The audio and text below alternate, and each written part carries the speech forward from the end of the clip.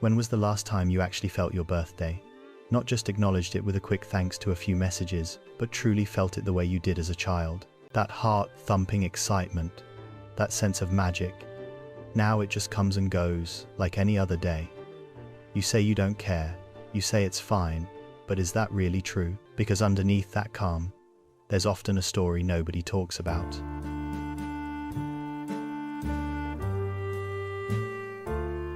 There's something strange that happens to birthdays as we grow up. You remember being 7 years old, counting down the days, unable to sleep the night before. You remember waking up with this warm, glowing feeling in your chest. Today was your day, your special day, the one day that belonged entirely to you. But somewhere between childhood and now, that feeling disappeared. Now your birthday arrives and you barely notice. Maybe you get a few texts, maybe your mom calls, maybe someone at work mentions it in passing, and you smile politely and say, "Oh, thanks, it's just another day, really." And people accept that, they nod, they move on. But here's what nobody asks. When did it become just another day? And why? Because the truth is, people who aren't excited about their birthdays aren't cold or ungrateful. They're not trying to be difficult. Often, they're the most reflective people you'll meet. The ones who've learned to manage their expectations because disappointment taught them to. The ones who've quietly decided that it's safer not to hope than to hope and be let down again. This isn't about age. It's not about becoming mature or outgrowing childish things. It's about something deeper. Something that reveals how we relate to being seen, to receiving attention, to believing we deserve celebration. And if you've ever felt strange about your own birthday, if you've ever said, "It's just another day," while something inside you wished it wasn't, then this story is about you. Because birthdays are emotional mirrors. They reflect how you feel about being alive, how comfortable you are with being the center of attention, how much you believe your existence matters. And when someone consistently treats their birthday like it doesn't matter, they're usually telling themselves a story that started long before this year's birthday came around. What everyone else sees. From the outside, these people seem perfectly fine, practical, grounded, maybe even admirably humble. When their birthday approaches, they wave it off casually. "Don't make a big deal about it. I don't really celebrate. Let's just have a normal day." And people around them take that at face value. They think, "Oh, they're just not birthday people. Some people are like that," and they move on without thinking twice about it. But if you pay closer attention, you'll notice something. These same people who say they don't care about their birthday are often the ones who remember everyone else's. They're the ones who organize celebrations for others, who send thoughtful messages, who show up with gifts and genuine excitement. They give freely to others what they claim not to need for themselves. And that pattern tells you something important. It's not that they don't understand the value of celebration. It's not that they think birthdays are meaningless. It's that somewhere along the way, they learned that their own celebration doesn't matter as much, or maybe that it's easier not to expect it. You'll also notice how they respond when someone does try to celebrate them. There's often an awkwardness, a discomfort. They laugh it off quickly. They redirect attention away from themselves. They say things like, "You really didn't have to do this." And they mean it, because receiving that kind of focus feels strange to them, almost wrong. Most people interpret this as humility, and maybe sometimes it is, but often it's something else. It's the result of years of conditioning themselves not to want too much, not to ask for too much, not to expect too much, because wanting, asking, and expecting have all led to disappointment before.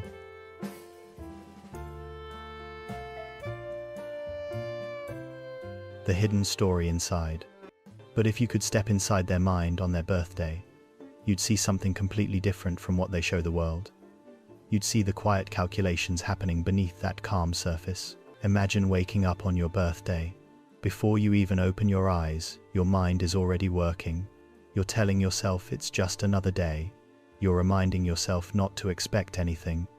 You're preparing yourself emotionally for the possibility that nobody will remember. And you tell yourself that's okay. You tell yourself you don't need it anyway. But then, throughout the day, you're noticing things. Who texts, who doesn't, who remembers without being reminded, who forgets entirely. And even though you told yourself you don't care, some part of you is keeping score. Some part of you is feeling the weight of each silence. This is what psychologists call emotional self-protection. It's when your brain learns to lower expectations to avoid disappointment. You're not being negative, you're being strategic. Your mind has learned from experience that hoping too much leads to hurt. So it protects you by teaching you not to hope at all. And over time, this protection becomes automatic. You don't even realize you're doing it anymore. You genuinely believe you don't care about your birthday. But what's really happening is that you've gotten so good at not caring that you've convinced even yourself. Here's what makes this fascinating. The same people who say their birthday doesn't matter often spend the evening of their birthday quietly reflecting, thinking about who reached out, who didn't, what that means, and feeling a strange mixture of emotions they can't quite name. Not sadness exactly, not anger, just a quiet, familiar ache. It's the ache of wanting to be seen, while simultaneously not wanting to admit you want to be seen. It's the tension between independence and intimacy, between strength and vulnerability, between saying I'm fine and wishing someone would see through it. Psychologists have found that this pattern often develops in people who learned early that their emotional needs were inconvenient. Maybe not in dramatic ways, maybe just in small, subtle ways, but enough times that the message sank in. It's easier to need nothing than to need something and not get it. So when your birthday comes around, that old pattern activates. You protect yourself preemptively. You make your needs invisible before anyone has a chance to overlook them. You beat everyone else to the disappointment by disappointing yourself first. And the cruel irony? This protection works. You don't get disappointed because you never let yourself expect anything in the first place.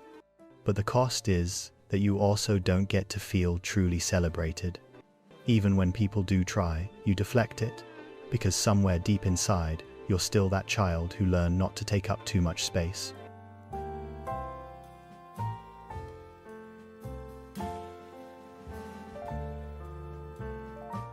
Where it all started. So where does this pattern come from? Why would someone learn to minimize their own birthday? Sometimes it starts in childhood. Maybe you grew up in a family where birthdays weren't a big deal, where celebrations were practical rather than emotional, where the focus was always on what needed to get done rather than on making anyone feel special. And you learned that birthdays are just dates on a calendar, nothing more. Or maybe it's the opposite. Maybe your family did celebrate, but something always went wrong. Maybe promises were made and broken. Maybe you were excited and then let down. Maybe the day became associated not with joy, but with disappointment. So your brain learned to associate birthdays with hurt, and eventually, you stopped letting yourself feel excited about them at all. For some people, it starts with comparison. Maybe you had siblings whose birthdays were celebrated more enthusiastically. Maybe you noticed that other kids got big parties while yours was simple. And even though nobody said it out loud, you internalized a message. Other people's birthdays matter more than mine. Then there are people who grew up being the responsible one, the mature one, the one who didn't need attention. And when your identity becomes built around not needing things, your birthday becomes just another opportunity to prove how little you need. You tell yourself it doesn't matter, because that's what you've always done. You've always been the one who's fine. And here's what happens developmentally. When a child repeatedly experiences their birthday as unimportant or disappointing, it doesn't just affect how they feel about birthdays. It affects how they feel about themselves. Because birthdays are symbolic. They're the one day that celebrates your existence simply because you exist. Not for what you've achieved, not for what you can do for others, just for being alive. So when that day consistently feels empty or ordinary, a belief forms. A belief that says, my existence isn't worth celebrating. And that belief doesn't stay confined to birthdays. It spreads into other areas of life, into how you receive compliments, how you accept help, how comfortable you are being the center of attention, how much you believe you deserve good things. This is what psychologists mean when they talk about self-worth formation. The small, repeated experiences of childhood become the foundation for how you see yourself as an adult. And birthdays, being so symbolically tied to existence itself, carry more weight than we usually realize. Years later, you're an adult saying, "I don't care about my birthday," and you truly believe it. But what you're really saying is, "I learned a long time ago not to expect celebration. I learned that my existence alone isn't enough reason for others to make me feel special.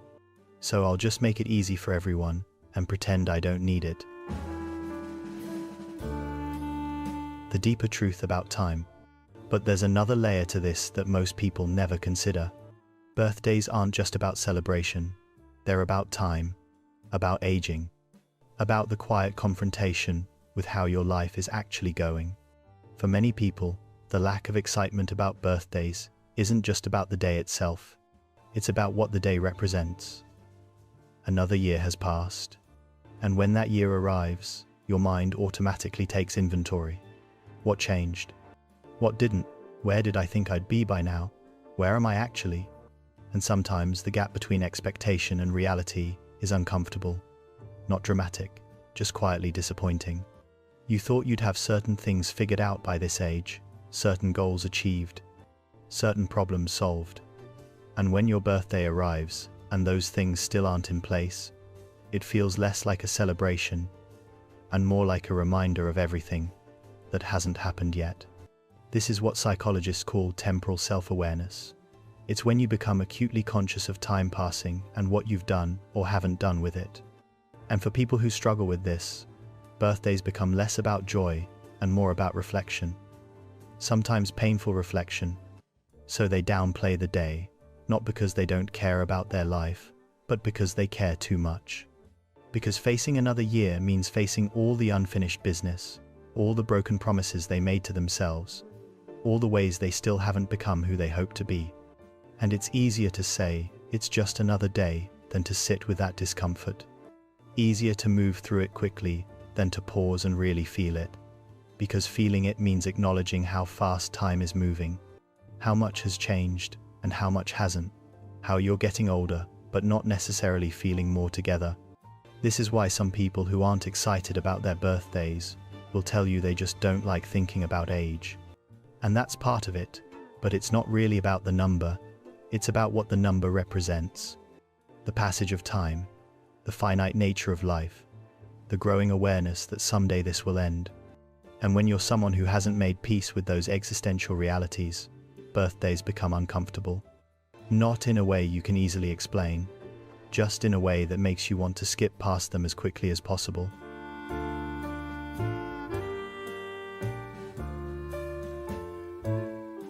The many types of birthday quiet.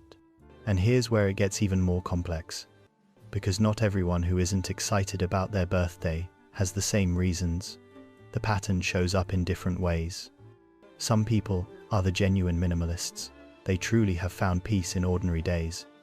They've learned to find joy in small, consistent moments rather than in special occasions. To them, every day is worth appreciating, so no single day needs to be elevated. This isn't avoidance. This is alignment. They've made peace with time and with themselves. Others are the wounded ones. People who once cared deeply about their birthdays, but got hurt too many times. Maybe they planned something that fell through. Maybe people forgot. Maybe they felt invisible on a day they hoped to feel seen. And after enough times, they stopped trying. They built walls around that hope and told themselves it was maturity, when really it was protection. Then there are the givers. These are people who've spent so much of their life taking care of others that they genuinely don't know how to receive. When their birthday comes, they feel awkward, almost guilty, like they're taking up space that should go to someone else. They've conditioned themselves to be the ones who give, not the ones who receive. Some are the perfectionists. They have such high standards for what a birthday should feel like that nothing ever measures up. So they'd rather skip it entirely than deal with the disappointment of a celebration that doesn't match their internal expectations. The gap between imagination and reality feels too wide, so they close the gap by expecting nothing. And then there are the philosophers, People who've thought deeply about meaning and celebration and decided that significance shouldn't be tied to arbitrary dates. They find it strange that we collectively agree one day matters more than others just because of when someone was born. So they opt out not from pain but from principle. Each of these people will tell you they don't care about their birthday. And they're not lying. But the reasons beneath that statement are wildly different. And understanding which reason applies changes everything about what it means.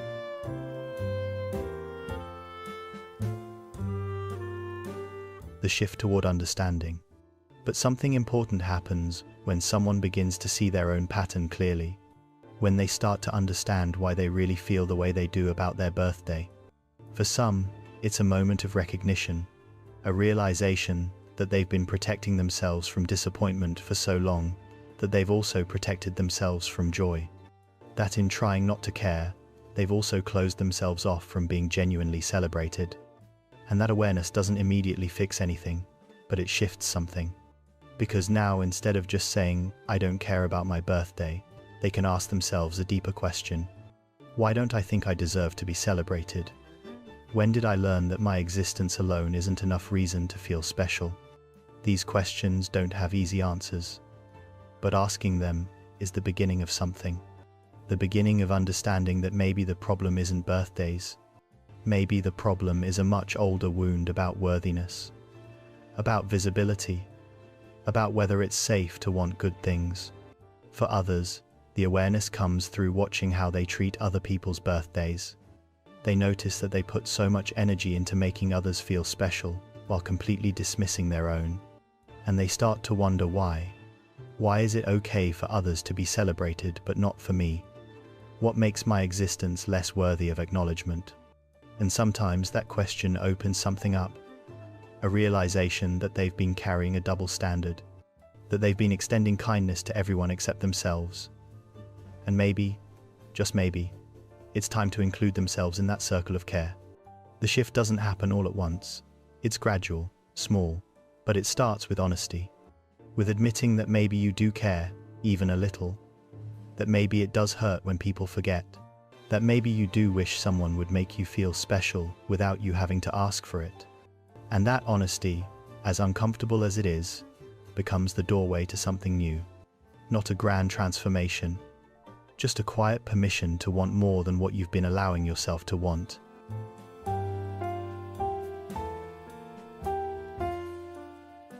What it means for everyone. And here's why this matters beyond just the individual. Because the people who aren't excited about their birthdays are teaching the rest of us something important. They're showing us what happens when we don't feel safe being celebrated. When we've learned to minimize our needs. When we've conditioned ourselves to expect less, so we hurt less. And the truth is, this pattern isn't just about birthdays. It shows up in how people receive compliments, how they accept help, how they respond to kindness. It's a pattern of deflection, of minimizing, of making themselves small so they don't risk disappointment. And when you understand that, you start to see these people differently. You realize that when someone says, "Don't worry about my birthday," what they might really be saying is, "I've learned not to expect anything, so please don't make me hope." You realize that their casual dismissal might actually be careful protection. And maybe that changes how you respond. Maybe instead of taking them at their word, you check in anyway. You send a simple message. You acknowledge the day, even if they said not to. Not with grand gestures or pressure, but with genuine care. Because sometimes the people who say they don't need recognition are the ones who need it most. They need to know that someone sees them, someone remembers, someone thinks their existence matters enough to pause and say, "I'm glad you're here." And that doesn't require a party or a celebration. Sometimes it just requires presence. A text that says, "Hey, I know you said not to make a big deal, but I wanted you to know I'm thinking of you today." That's it. That simple acknowledgement can mean everything to someone who's spent years pretending it doesn't matter. Because deep down, none of us truly want to be invisible. We just get tired of hoping to be seen. And sometimes we need someone else to see us first, to show us it's safe to want that again. Coming back to the day. So, what do you do if you're someone who's never excited about your birthday? How do you navigate a day that everyone says should be special but never quite feels that way? Maybe you start by being honest with yourself, by admitting that perhaps you do care more than you've been allowing yourself to admit, that maybe the indifference you've been wearing is actually armor, and maybe it's okay to take that armor off, even just a little. You don't have to suddenly start throwing parties or making grand announcements. You don't have to force excitement you don't feel, but maybe you can stop actively diminishing the day. Maybe you can let someone who wants to celebrate you actually do it without deflecting. Maybe you can say thank you without immediately following it with, you didn't have to. Maybe you can do something small for yourself, not because birthdays are magic, but because choosing one day a year to acknowledge your own existence feels like an act of self-care. Maybe it's a walk in a place you love. Maybe it's a meal that feels special to you. Maybe it's just a quiet moment where you say to yourself, I'm glad I'm here. I'm glad I made it another year. And if that feels silly or uncomfortable, that discomfort is information. It's telling you something about how you've learned to relate to yourself, about how much permission you've been giving yourself to matter. Because here's the truth that nobody talks about. Treating your birthday like it doesn't matter is often a symptom of treating yourself like you don't matter. Not in dramatic ways, just in small, consistent ways, in the way you dismiss your needs, in the way you minimize your desires, in the way you make yourself easy to overlook. And maybe your birthday could be one small day where you practice something different, where you practice believing that your existence alone is enough reason to feel something good, where you practice receiving without deflecting, where you practice letting yourself be seen without immediately making yourself small again. It doesn't have to be perfect. It doesn't have to look like anyone else's celebration. It just has to be honest. A small acknowledgement that you're here, that you've survived another year, that you're still trying, still growing, still becoming.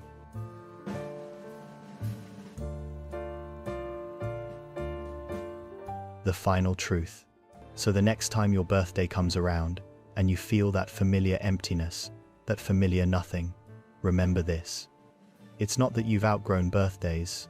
It's not that you're too mature for celebration. It's not that you're somehow different from everyone else who still finds joy in the day. It's that somewhere along the way, you learn not to expect joy from it. You learn to protect yourself by not caring. And that protection worked, but it also closed you off from something real. And maybe that's okay. Maybe you need that protection right now.